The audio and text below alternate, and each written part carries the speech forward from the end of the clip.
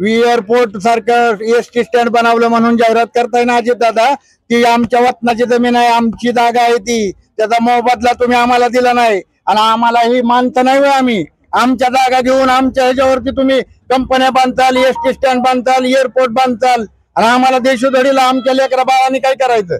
आमच्या लेकरा बाळाचा प्रश्न आहे म्हणून मी बारामती नगर परिषदेची निवडणूक लढवतोय। नमस्कार, आपल्या सर्वांचं स्नॅपशॉट मराठीमध्ये स्वागत। प्रामुख्याने मी आज बारामतीमध्ये आता जर सगळ्यात जास्त नगराध्यक्ष पदासाठी एका उमेदवाराचं नाव चर्चेत असेल तर ते बसवाचे, बरोबर? नाव सांगा बरं आपलं जरा। माझं नाव काळूराम चौधरी। तुम्ही आज महाराष्ट्रात फेमस आहे? नाही, मी महाराष्ट्रात फेमस नाही। पवारांनी जो दलित वस्तीला भकास केलंय त्याच्यामुळे मी फेमस झालेलो आहे। ही भागातले प्रॉब्लेम काय? आमच्या भागातले प्रॉब्लेम म्हणजे हे प्रॉब्लेमच आहेत। ही माणसं राहतात का कोण राहतात? ही दादाला दाखवा ना दादा, ही बारामती आहे।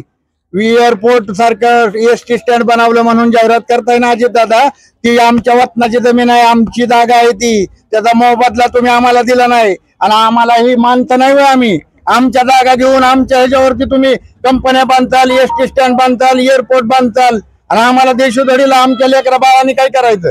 आमच्या लेकरा बाळाचा प्रश्न आहे म्हणून मी बारामती नगर परिषदेची निवडणूक लढवतोय।